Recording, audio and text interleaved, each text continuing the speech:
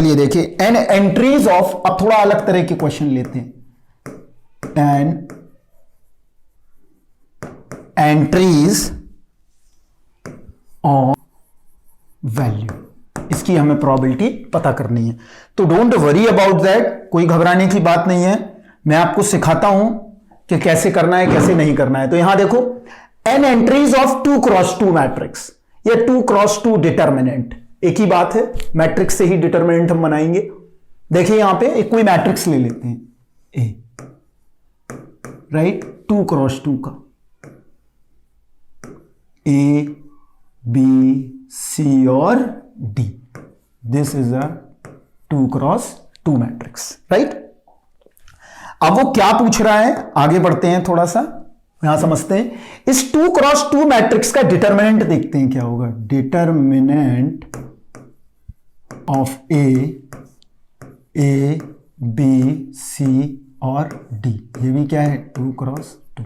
वो क्या कह रहा है कि मैट्रिक्स में जो एंट्रीज हैं वो क्या क्या हो सकती हैं, या तो -1 हो सकता है या 1 हो सकता है, या -1 हो सकता है या 1 हो सकता है। तो ए क्या है, ए बिलोंग्स टू -1 और 1, और बी बिलोंग्स टू -1 एंड 1, ये दो ही आइटम्स हो सकते हैं। C belongs to -1 and 1 and D belongs to -1 and 1, यही हो सकते हैं, राइट। तो यहां देखो, ए के पास कितनी चॉइस हैं, 2 चॉइसेस, बी के पास कितनी चॉइसेस, 2 चॉइसेस, सी के पास कितनी चॉइसेस, 2 चॉइसेस, डी के पास कितनी चॉइसेस, 2 चॉइसेस। ऐसे करके देखो, समझ में आएगा। 2 चॉइस, इसके पास भी 2 चॉइस, ये भी 2 चॉइसेस, ये भी क्या है 2 चॉइसेस, राइट। क्लियर है। ए बी सी डी जब सारे लोग काम करेंगे तभी तो हमारा डिटर्मिनेंट बनेगा। इसका मतलब यह हुआ कि total number of possible outcomes क्या बनेगा, देखो 2 2 2 2, इनको ऐड मत कर देना। ऐड तो तब करेंगे जब ए ले लिया, बी का कोई मतलब नहीं है, बी कोई इफेक्ट नहीं डाल रहा है, सी ले लिया तो बी डी से कोई इफेक्ट नहीं है। लेकिन यहां पे जरूरी है, क्योंकि ए बी सी डी जब चारों मिलेंगे तभी जाके क्या बनेगा, हमारा डिटर्मिनेंट बनेगा। तो क्या मिला हमें, देखो यहां पे ध्यान से, 2 चॉइस 2 चॉइस 2 चॉइस 2 चॉइस, कितना बना 2 की पावर 4, 16 चॉइसेस। ये समझ गए होंगे आप लोग, अब इतना समझाने की जरूरत नहीं है। क्लियर है। अब हमें क्या चाहिए, फेवरेबल नंबर ऑफ चॉइस। क्या चाहिए, फेवरेबल। और फेवरेबल नंबर ऑफ चॉइस में क्या पूछा है, देखते हैं। The probability that the determinant has 0 value, the determinant has 0 value, ये पूछा गया है। इसको देखते हैं कैसे करना होगा, घबराने की कोई भी बात नहीं है, मैं करके दिखाता हूं आपको। चलिए देखिए, तो ये कितनी निकल आई हमारी, 16 चॉइसेस निकल आई। अब हमसे पूछा है कि भाई इसका डिटर्मिनेंट 2x2 के मैट्रिक्स का अगर 0 हो जाता है उसकी प्रोबेबिलिटी क्या होगी, हमें यह पता करना है, राइट। तो देखते हैं, हमारे पास ए कोई एक मैट्रिक्स है, या डिटर्मिनेंट ही ले लें, जब डिटर्मिनेंट की बात कर रहा है तो हमें क्या पता करना है, इसका डिटर्मिनेंट क्या होगा, A D minus B C बराबर 0। हमें यह पता लगाना है कि अगर एडी माइनस बीसी 0 के बराबर हो जाए तो हम क्या करेंगे, हमारी फेवरेबल नंबर ऑफ चॉइसेस निकल आएंगी। तो देखते हैं कैसे निकालेंगे। तो हमें यहां मिल गया ए डी बराबर बी सी। तो देखते हैं, सबसे पहले केस ए ले लेते हैं, ऐसे लो ज्यादा बेहतर है, एक एक करके स्टेप में समझो आप।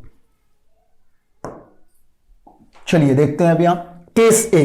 देखो यहां अगर ए को हम 1 कर दें, डी को 1 कर दें, और बी को हम -1 कर दें, और सी को हम -1 कर दें, ये हो सकता है। देखो कैसे, 1 और 1 - 1 0 आ गया अपने आप, माइनस माइनस क्या हो जाएगा 0। तो ये एक चॉइस मिली हमें। दूसरा क्या हो सकता है, ए बराबर हम 1 ले लें, सॉरी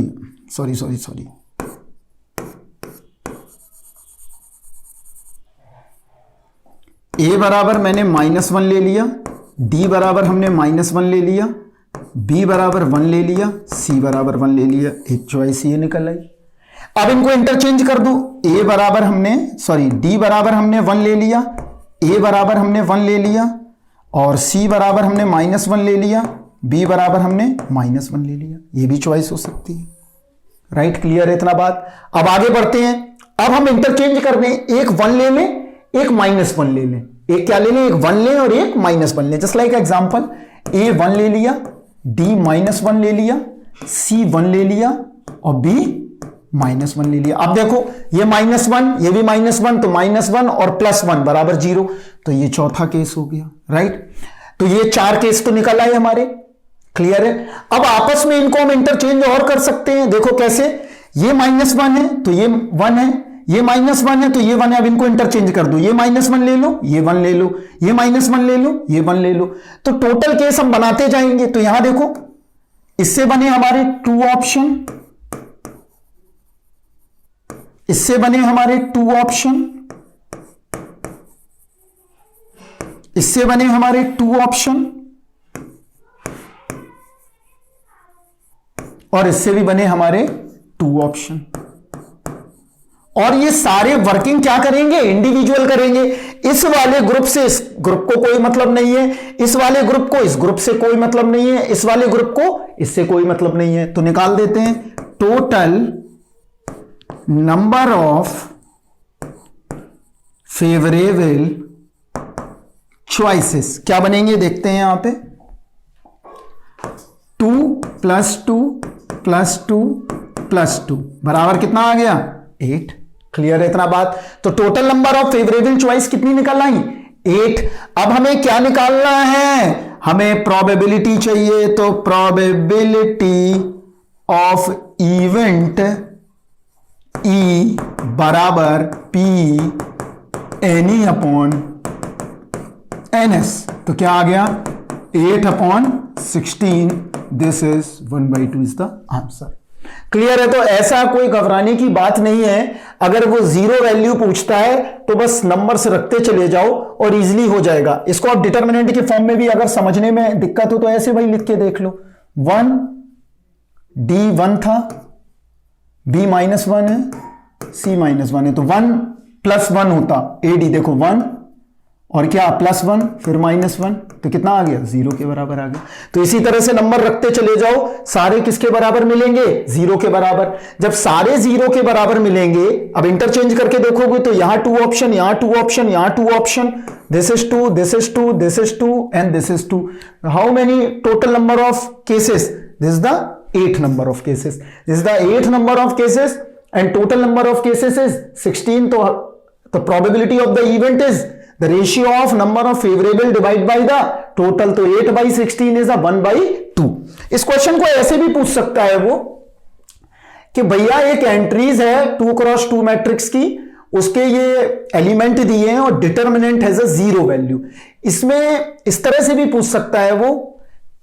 चलो मैं नेक्स्ट क्वेश्चन में बताता हूं, इसमें चेंजिंग नहीं करता हूं। क्लियर है इतना बात। तो हमेशा ध्यान रखिए, अगर इस तरह का क्वेश्चन भी आ जाए तो आप इजीली हैंडल कर सकते हैं। क्लियर है। चलिए अब नेक्स्ट क्वेश्चन की तरफ बढ़ते हैं। क्वेश्चन नंबर, देखो एक क्वेश्चन इसी टाइप का ही लेते हैं तो ज्यादा बेहतर है। कंसीडर 1 दे दिया। अब क्या पूछा है? The probability that the system तो ऐसे भी क्वेश्चन इंजीनियरिंग में पूछा जा सकता है। तो देखते हैं यहां पे क्या है, यहां समझते हैं। देखो, कंसीडर द सिस्टम, एक कोई सिस्टम है, उसमें हमारे पास 2 स्ट्रेट लाइन की इक्वेशन है और पूछा है कि ABCD जो है वो 0,1 है। तो प्रोबेबिलिटी बताओ भाई कि सिस्टम यूनिक सॉल्यूशन कब देगा। तो देखते हैं यहां पे, यहां समझते हैं कि इफ AX + BY बराबर 0 एंड CX + DY बराबर 0, तो इसका डिटरमिनेंट हमारा क्या बताता है? Unique solution. तो डिटरमिनेंट क्या होगा इसका? A बराबर किसके होना चाहिए? 0 के बराबर नहीं होना चाहिए। राइट। अगर 0 के बराबर हो गया तो यहां समझ लेते हैं इफ जब हम सिस्टम ऑफ इक्वेशन पढ़ाएंगे तो वहां बताएंगे। डिटर्मिनेंट ए बराबर 0, this is called a infinite solution, clear. और if case 2 determinant A is not equal 0, this is called a unique solution, right. तो अगर डिटर्मिनेंट किसी भी मैट्रिक्स का अगर 0 के बराबर आ गया तो भाई वो यूनिक देगा, और डिटर्मिनेंट अगर 0 के बराबर नहीं आया तो वो क्या देगा, सॉरी, डिटर्मिनेंट अगर 0 के बराबर नहीं आया तो वो यूनिक देगा, और डिटर्मिनेंट 0 के बराबर आ गया तो अब वो इनफाइनाइट देगा। Is clear. तो यहां देखो अब कैसे करना है, यहां समझते हैं थोड़ा। अब देखो स्ट्रेट लाइन से ही समझ लेते हैं, इट्स बेटर कि भाई एक सोल्यूशन कब दे रहे हैं कब नहीं दे रहे हैं, तो यहां समझ लेते हैं। देखो यूनिक सॉल्यूशन पूछ रहा है, तो मान लेते हैं एक स्ट्रेट लाइन की इक्वेशन हमारे पास दी है, ये हो गया हमारा ax प्लस बी वाई बराबर 0, और दूसरी स्ट्रेट लाइन की इक्वेशन ये दे दी, क्या है हमारे पास cx प्लस डी वाई बराबर 0। तो यहां पे देखिए, यहां समझते हैं। तो ये जो पॉइंट आ रहा है, यही तो पढ़ा है आप लोगों ने, इस पॉइंट को क्या बोलते हैं, यूनिक सॉल्यूशन। क्लियर है इतना बात। आगे बढ़ते हैं थोड़ा। चलिए ये तो पहले वाले के लिए हो गया, चलिए अब दूसरे वाले के लिए क्या बनेगा, यही चीज देखते हैं। चलिए अब यहां देखते हैं दूसरे वाले केस के लिए क्या होगा। इनफाइनाइट के लिए डिटरमिनेंट 0 है। इनफाइनाइट सॉल्यूशन का मतलब हो गया कि हमारी लाइन एक ही आ रही है जो दोनों को क्या कर सकती है, रिप्रेजेंट कर सकती है, दोनों लाइंस को क्या कर सकती है, रिप्रेजेंट कर सकती है। तो एक लाइन पे कितने नंबर ऑफ सॉल्यूशन मिलेंगे, ज्यादा डिटेलिंग हम करेंगे लीनियर अलजेब्रा में। ये देखो इस लाइन के ऊपर कितने सॉल्यूशन हैं, इनफाइनाइट नंबर ऑफ सॉल्यूशन। मतलब दो लाइन ना होके अब कितनी लाइन रह गई है, एक ही लाइन बची हुई है। जैसे मान लो मैं बोलूं, यहां समझ लेते हैं, 2x प्लस 4y बराबर 0 और 4x प्लस 8y बराबर 0।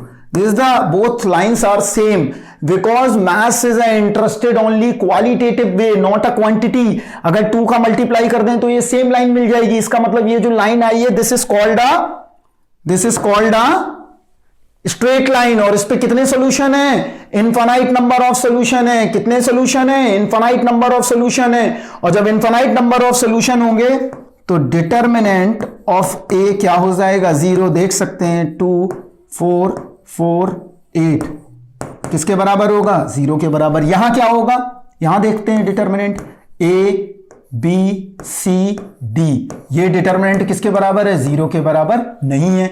तो अगर ऐसा है तो ये क्या है, यूनिक सॉल्यूशन, और अगर ऐसा है तो ये क्या है, इनफाइनाइट सॉल्यूशन। एक केस और बनता है, वो भी हम यहां पे एक्सप्लेन करते हैं, फिर आगे ही ले जाएंगे आपको, ठीक है। देखिए तीसरा केस क्या बनेगा, थर्ड केस देखते हैं, राइट। अब देखो ये केस किसका था हमारा, यूनिक सॉल्यूशन का। ये केस क्या है, इनफाइनाइट। एक सॉल्यूशन और आएगा, ये हमारी कैसी लाइन है, पैरेलल लाइंस हैं, और पैरेलल लाइंस में क्या होगा, कभी भी नेवर मीट, ये कभी भी मीट नहीं करेंगी। इसका मतलब ये हुआ इनफाइनाइट पे मीट करेंगी। अब जब कहां मीट करेंगी, स्ट्रेट लाइन पता नहीं है, तो इसका मतलब ये सॉल्यूशन कैसा होगा, नो सॉल्यूशन होगा। तो ये केस 1 ले लो, इसको केस 2 ले लो, और इसको केस 3 ले लो। तो थोड़ा नॉलेज अगर आपको है इन चीजों का। अब हमें क्या निकालना है कि हमें यह चाहिए कि अगर डिटर्मिनेंट 0 के बराबर नहीं आया तो वो यूनिक सॉल्यूशन देगा। अब बात करते हैं प्रोबेबिलिटी की। ये तो बेसिक आपने समझ लिया, ये जान गए भाई, इतना बेसिक आपको पता चल चुका है, तो अब ज्यादा घबराने की बात नहीं है। अब हम आपको सिखा देंगे और सारी चीजें। देखो तो आप देखो हमें क्या निकालना है, फेवरेबल नंबर ऑफ चॉइसेस। तो प्रोबेबिलिटी क्या होगी, आपको पता है कि प्रोबेबिलिटी होती है एनी अपॉन एनएस। तो यहां देखो एनी अपॉन एनएस। टोटल हमारे पास पता ही है क्योंकि हम प्रीवियस क्वेश्चंस में कर चुके हैं। तो टोटल देखते हैं, टोटल नंबर ऑफ केसेस क्या आ रहा है देखते हैं। ए के पास कितनी चॉइस हैं, 2 चॉइस हैं।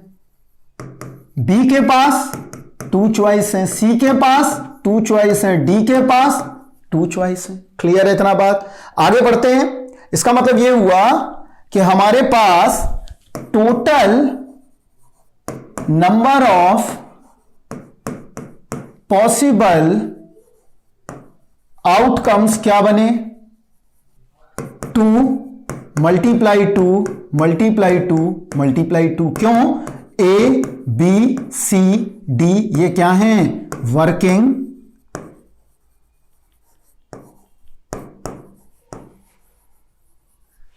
टुगेदर है, राइट। तो ये वर्किंग टुगेदर कितना आ गया हमारे पास टोटल केस? टोटल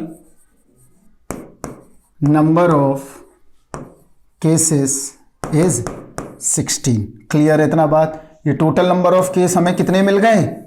16 मिल गए। ये तो हमारा काम पूरा हो चुका है, इसमें तो हमें कोई दिक्कत नहीं है।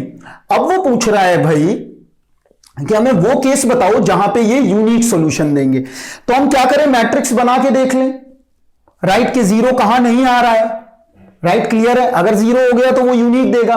तो ये मैं आप पे काम छोड़ता हूं, क्योंकि प्रीवियस क्वेश्चन में हमने करके बताया हुआ है, आप रख के देखें। जैसे जस्ट लाइक एग्जांपल ए ले लेते हैं, देखो ए बी सी डी। क्या करें? ए की जगह 1 रख दो, इसकी जगह 0 रख दो, 1 रख दो और 1 रख दो। यहां देखो इज नॉट इक्वल क्या है? ये 0। क्लियर है? तो एक केस मिल गया। तो ऐसे total number of cases favourable हमें निकालना है, तो मैं यहां पे बता देता हूं आपको। Total number of favourable cases हमारे क्या निकलने वाले हैं, यहां समझ में आ जाएगा आपको। तो फेवरेबल केसेस देखते हैं। तो total number of favourable cases, ये मैं आप पे छोड़ रहा हूं, ये कितने निकलेंगे? 6 के बराबर। क्लियर है इतना बात? ये कितने निकलेंगे? 6 केसेस आएंगे। करके देख सकते हो, एक केस हमने बता दिया है, केस 1 है। क्लियर है इतना बात? तो हमें प्रोबेबिलिटी अब मिल गई, प्रोबेबिलिटी निकालने में कोई दिक्कत नहीं है। तो प्रोबेबिलिटी क्या होनी चाहिए? 6/60। तो number of favourable divide by the total निकल आया। तो फेवरेबल केस कितने हैं हमारे? 6। टोटल केस कितने हैं? 16। तो प्रोबेबिलिटी क्या निकल के आई? 6/16। कितना आ गया? 3/8। या तो ऐसे करके देख लो। अगर ऐसे नहीं करना चाहते हो तो और भी बहुत सारे फंडामेंटल्स हैं, उनसे भी करके आप अप्लाई करके खुद देखो।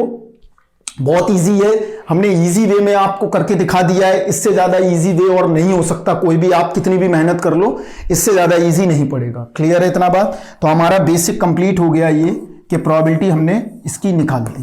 क्लियर है इतना बात?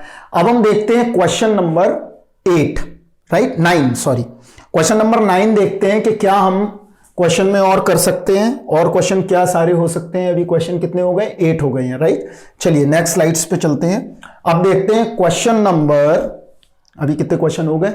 इस क्वेश्चन में कुछ नहीं करना है, एक बार मैं और रिकॉल कर देता हूं। अगर वो यूनिक पूछेगा तो ये लगाना है, इनफाइनाइट पूछेगा तो ये लगाना है, और अगर नो सोल्यूशन का केस है तो इस केस में नो सोल्यूशन का केस नहीं बनेगा आपका। और जब नहीं बनेगा तो कोई घबराने की कोई भी बात नहीं है, इजी आप कैलकुलेट इसको कर सकते हो। क्लियर है इतना बात? तो हमने 2-3 तरीके के क्वेश्चन ऐसे बता दिए हैं, और कुछ आपको हम असाइनमेंट सॉल्विंग में दे देंगे जिससे कि आप इजीली उनको कर पाओगे। क्लियर है इतना बात? चलिए अब क्वेश्चन नंबर 9 की तरफ बढ़ते हैं, ज्यादा बेहतर होगा। क्वेश्चन नंबर 9, इसमें थोड़ा समझाना भी पड़ेगा, थोड़े टफ करवा रहा हूं मैं, जिससे कि आपको गेट के तो बहुत ही आसान लगे, और कहीं पे भी जाओ तो कम से कम अच्छे ढंग से पढ़ के जाओ। लेट ओमेगा पावर R3 बराबर 0, हमें ये निकालना है। क्लियर है? चलिए यहां देखते हैं, इस क्वेश्चन की तरफ बढ़ेंगे और सॉल्यूशन की तरफ बढ़ेंगे। पहले उस क्वेश्चन की पूरी आत्मा को समझ लेते हैं, क्या है क्या नहीं। लेट ओमेगा, बहुत सारे बच्चे को ओमेगा पता ही नहीं होगा, सब खा गए होंगे।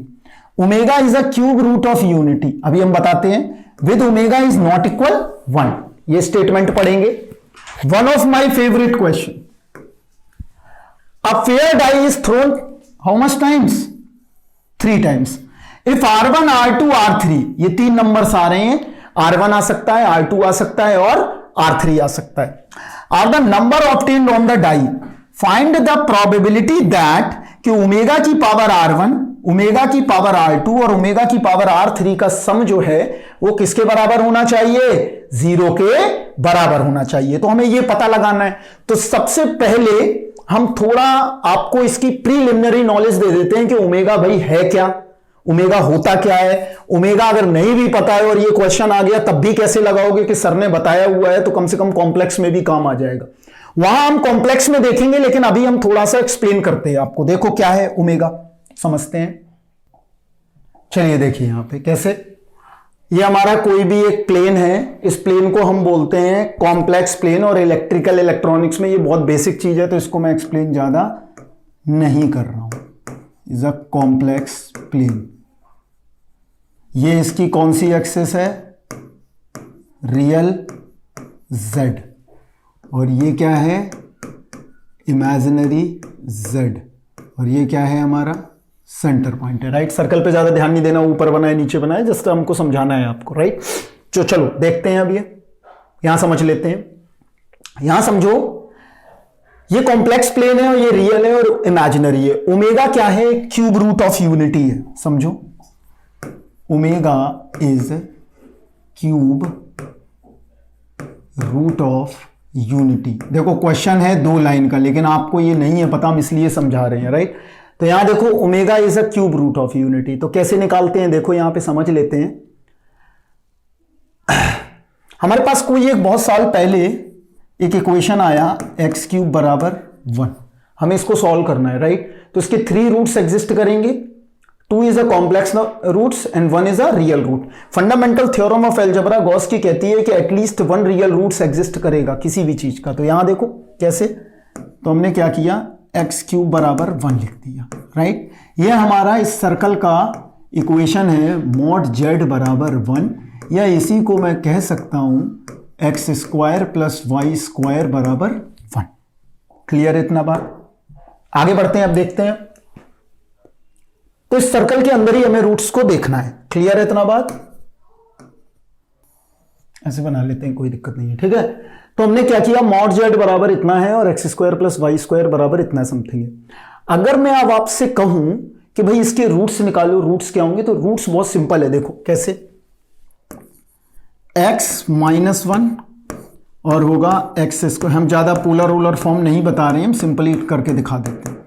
तो एक आ गया x बराबर 1 और एक आ जाएगा, इस क्वाड्रेटिक को सॉल्व करोगे, -1/2 प्लस माइनस आयोटा √3/2 आ गया ये।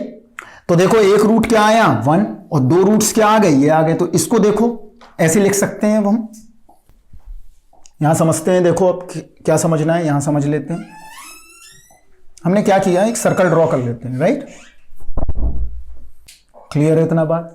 देखिए अब यहां पे एक सर्कल है, ये सर्कल जो है वो सेम है, क्लियर। अब देखो यहां पे एक रूट हमारे पास क्या निकल के आया, पहले ये देखो, x1 आ गया हमारे पास 1, x2 आ गया हमारे पास -½ प्लस i √3/2 एंड x3 आ गया -½ माइनस i √3/2। तो यहां देखो क्या हुआ, इस 1 को हमने नाम दिया 1, इसको नाम दिया हमने ओमेगा, राइट, और इसको नाम दिया हमने क्या, ओमेगा स्क्वायर। ज्यादा डिटेलिंग कॉम्प्लेक्स में करेंगे, अभी जितना तुम्हें फ्लेवर की जरूरत है उतना आप समझिए। 1, पहला 1 कहां आएगा, देखो भाई फर्स्ट कहां मिल रहा है, पहले क्वाड्रेंट में, यहां मार्क कर दो। दूसरा कहां मिल रहा है, सेकंड क्वाड्रेंट में, यहां मार्क कर दो। थर्ड कहां मिल रहा है, थर्ड क्वाड्रेंट में, आ गया। अब देखो कमाल की चीज, अब देखना है, यहां समझो। इन तीनों को अगर हम मिला दें तो ये यूनिटी बन गई रूट्स की। इसका मतलब ये हुआ कि अगर 4 रूट्स होते तो क्वाड्रिलेटरल बनता, 5 होते तो पेंटागन बनता उस सर्कल के अंदर, और 6 होते तो हेक्सागन बनता। धीरे धीरे धीरे धीरे हेक्सागन, हेप्टागन और आपकी साइड्स बढ़ती चली जाएंगी, और एक समय ऐसा आएगा कि वो पूरा क्या बन जाएगा, सर्कल में तब्दील हो जाएगा। तो इसका मतलब ये हुआ कि सारे रूट्स इस सर्कल के अंदर ही ड्रॉ कर रहे हैं।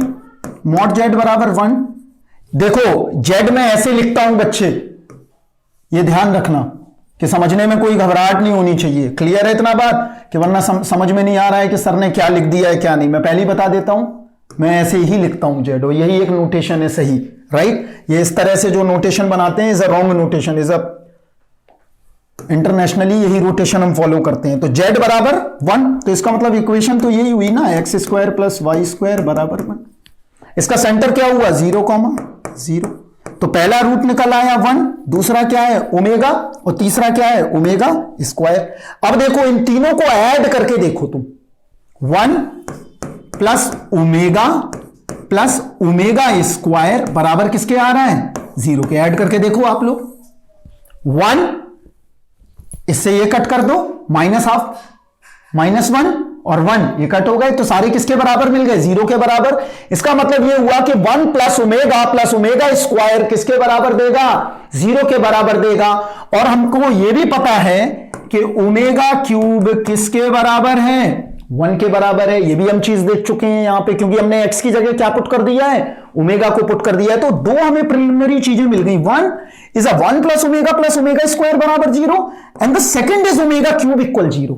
इज अ क्लियर और नॉट। अब आगे बढ़ते हैं, चलिए अब आगे बढ़ते हैं, अब देखते हैं यहां पे हम क्या और कर सकते हैं इसके लिए। चलिए, तो ओमेगा क्यूब 1 के बराबर आ गया, इसका मतलब ये हुआ कि ओमेगा 6 भाई क्या आएगा बताओ, ये भी 1 के बराबर होगा। ओमेगा 9 किसके बराबर होगा भाई 1 के बराबर होगा। इसका मतलब एक गणित लिखी जा सकती है मैथ, तो ओमेगा की पावर 3 के किसके बराबर मिल गया हमें 1 के बराबर मिल गया। तो अब इस इक्वेशन को ध्यान से देखो, 1 प्लस ओमेगा स्क्वायर बराबर किसके 0 के। तो 1 की जगह रख सकते हैं क्या ओमेगा की पावर 3 के प्लस ओमेगा की पावर 3 के प्लस 1, क्लियर, प्लस ओमेगा की पावर 3 के प्लस 2 बराबर किसके हो गया 0 के बराबर आ गया। तो ये हमें की पॉइंट सारे मिल गए हैं, ये सारे हमारे की पॉइंट्स आ गए हैं। अब काम क्या बचा है हमारा, अब काम ये बचा है कि अब हमें क्वेश्चंस को पढ़ लेना चाहिए, क्योंकि हमने सारे की पॉइंट्स निकाल लिए। तो वो कह रहा है कि omega cube root of unity को हमने क्या किया 3 टाइम्स हमने इसको थ्रो किया। तो देखो यहां पे 3 टाइम्स थ्रो करते हैं, समझ में आएगा आपको। क्लियर है इतना बात। हमारे पास एक डाइस है, इसको हमने कितने बार थ्रो किया है 3 टाइम्स थ्रो किया है। कितने बार थ्रो किया है 3 टाइम्स, राइट, क्लियर।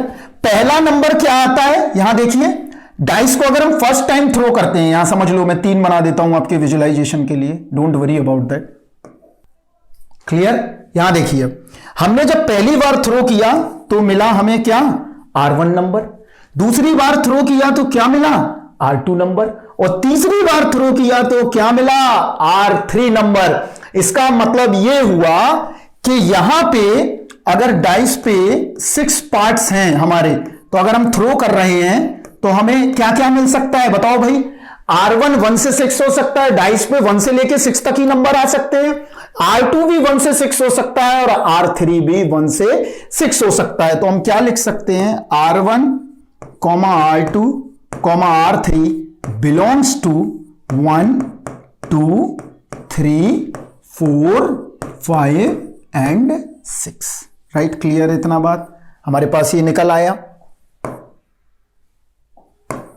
क्लियर है इतना बात। तो हमने 1 to 6 निकाल लिया, डाइस पे हमारे यही चीजें आ सकती हैं। अब देखो, अब वो कह रहा है कि ओमेगा की पावर R1, ओमेगा की पावर R2 और ओमेगा की पावर R3 कोई ऐसा नंबर रखिए कि ये सबका सम क्या दे दे, वो 0 दे दे। तो हम एक एग्जाम्पल देखते हैं पहले, एग्जाम्पल के थ्रू फिर हम लॉजिक कनेक्ट करेंगे। तो देखो कैसे, मान लो मैंने फर्स्ट में मैंने पहले रख दिया 1, फिर रख दिया मैंने 2 और फिर रख दिया मैंने 3। मान लो पहले नंबर पे हमारे डाइस पे आया होगा 1, दूसरा थ्रो किया तो 2 और तीसरा थ्रो किया तो 3। अब देखते हैं करके, तो यहां क्या करना है, यहां देखो ध्यान से, ओमेगा की power 1 is clear, plus omega की पावर R1, ओमेगा की पावर R2 दैट्स मींस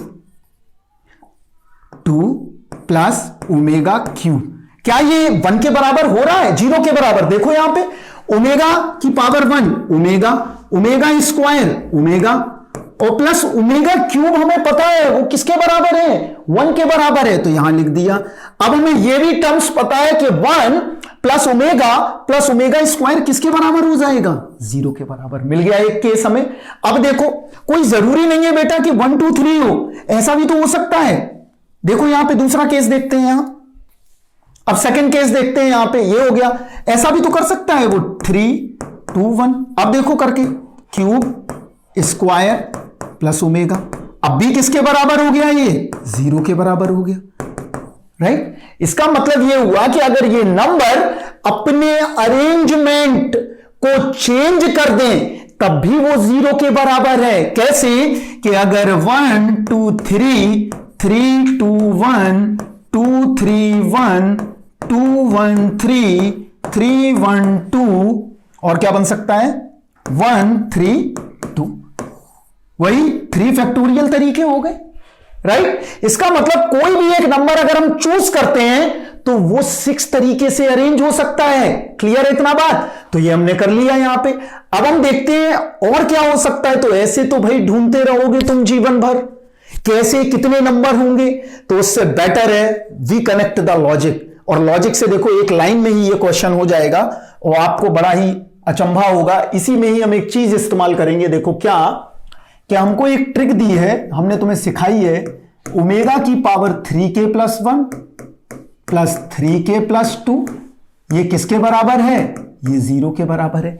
इसका मतलब मैथ्स में ये फंडामेंटल बोला गया है कि अगर मैं R1 को 3k के मल्टीपल में लूं, R2 को 3k प्लस 1 के मल्टीपल में लूं और R3 को 3k प्लस 2 के मल्टीपल में लूं, R1 जो हो वो मल्टीपल ऑफ 3k हो, R2 जो हो वो 3k प्लस 1 के मल्टीपल में हो और R3 जो है वो 3k प्लस 2 के मल्टीपल में हो, तो हमारा काम बन जाएगा। तो काम कैसे बनाते हैं देखते हैं अभी यहां पे। तो हम यहां पे एक टेबल जनरेट करते हैं, इट्स बेटर, आपके लिए बेटर रहेगा ये काम। देखिए यहां पे मैं टेबल जनरेट करता हूं आपके लिए। चलिए देखते हैं अब यहां, देखो यहां R1 R2 और R3। क्लियर? R1 हमें किसके मल्टीपल में चाहिए, 3k के। R1 हमने 3k के मल्टीपल में ले लिया, R2 3k प्लस 1 के मल्टीपल में और ये 3k प्लस 2 के मल्टीपल में। अब देखिए यहां अगर हम k की वैल्यू 0 रखें तो हमें क्या मिलेगा, नंबर 3 मिलेगा। k की वैल्यू अगर हम 2 रख दें, 1 रख दें तो हमें क्या मिला, 3 मिल गया। k की वैल्यू 2 रख दें तो कितना मिलेगा, 6 मिलेगा। 6 डाइस पे है। क्लियर? यहां देखते हैं k की जगह 0 रखा, क्या आ रहा है, 1 डाइस पे है। k की जगह अगर हमने 1 रखा तो 4 डाइस पे है। k की जगह अगर हमने 2 रखा तो 7 डाइस पे है, नहीं है तो हटा दो। k की जगह 0 रखा, कितना आ गया, 2 आ गया। k की जगह 1 रखा तो हमने कितना आ गया, 5 आ गया। k की जगह हमने अगर k की जगह अगर हमने 0 रखा तो 2 आ गया, k की जगह 1 रखा तो हमने 5 आ गया और k की जगह 2 रखा तो 7 आ गया। तो 7 डाइस पे नहीं है तो हटा दिया इसको। क्लियर है इतना बात? अब आगे बढ़ते हैं भाई। अब आगे बढ़ने पे हमें यह पता चला, ये आ गई 2 चॉइस, ये आ गई 2 चॉइस और ये भी आ गई 2 चॉइस। अब आप क्या करो, देखो R1 R2 R3, समझ गए ना बात को? देखो कैसे, यहां समझते हैं थोड़ा। देखो यहां पे अभी क्वेश्चन फिनिश हो जाएगा बच्चे। देखिए अब टोटल नंबर ऑफ चॉइस निकाल लेते हैं, टोटल नंबर ऑफ चॉइसेस। कैसे, देखो एक बार ऐसा भी तो ले सकते हो, R1 का 3 ले लिया, R2 का 1 ले लिया, R3 का 2 ले लिया तब भी 0, 3 ले लिया, 4 ले लिया, 5 ले लिया तब भी 0, 6 ले लिया, 1 ले लिया, 2 ले लिया तब भी 0, 6 ले लिया, 4 ले लिया, 5 ले लिया तब भी 0, 6 ले लिया, 4 ले लिया, 5 ले लिया तब भी 0। तो टोटल कॉम्बिनेशन क्या, R1 R2 R3 working together. इसका मतलब क्या हुआ, 2 इंटू 2 इंटू 2 आ गया। लेकिन R1 R2 R3, देखो यहां R1 R2 R3 ये अपनी पोजीशन को भी तो इंटरचेंज करेंगे और वो कितने तरीके से होगी, फैक्टोरियल 3 तरीके से। तो फैक्टोरियल 3 का क्या कर दिया, मल्टीप्लाई कर दिया, आंसर निकल आया। अब हमें टोटल चॉइसेस और पता चल जाए तो टोटल कुछ नहीं है, इसके पास 6 चॉइस, इसके पास 6 चॉइस, इसके पास 6 चॉइस, तो 6 इंटू 6 इंटू 6, क्योंकि तीनों डाइस को साथ में काम करना है। तो ये निकल आई, सॉरी ये हमारी निकल आई थी क्या, फेवरेबल नंबर ऑफ चॉइस। अब निकाल लेते हैं क्या, टोटल नंबर ऑफ चॉइस। कितना मिला, 6 इंटू 6 इंटू 6 आ गया इतना। तो प्रोबेबिलिटी क्या होती है, फेवरेबल डिवाइड बाई टोटल। तो करके देखते हैं, पीई बराबर 2 into 2 into 2 into 6 factorial 3 is 6 divide by 6 into 6 into 6, ये कैंसिल कर दो, 3 3 क्या आ गया, ये प्रोबेबिलिटी 2/9 आ गई।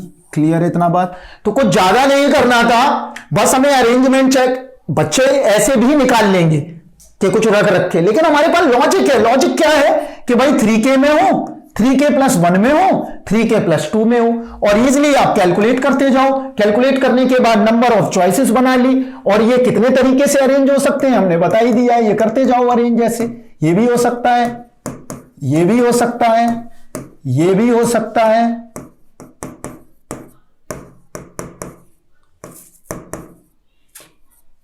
एक और बना लो।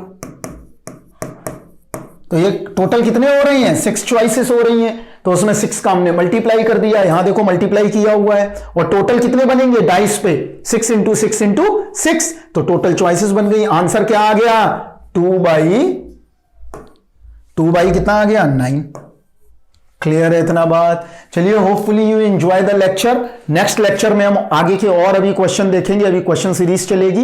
क्लियर है इतना बात। नेक्स्ट क्वेश्चन में भी 5-6 क्वेश्चन और हैं आपके लिए, थोड़ा हार्ड। इसके बाद हम दूसरे पड़ाव की तरफ चलेंगे, कंपाउंड प्रोबेबिलिटी की तरफ। चलिए, थैंक यू वेरी मच।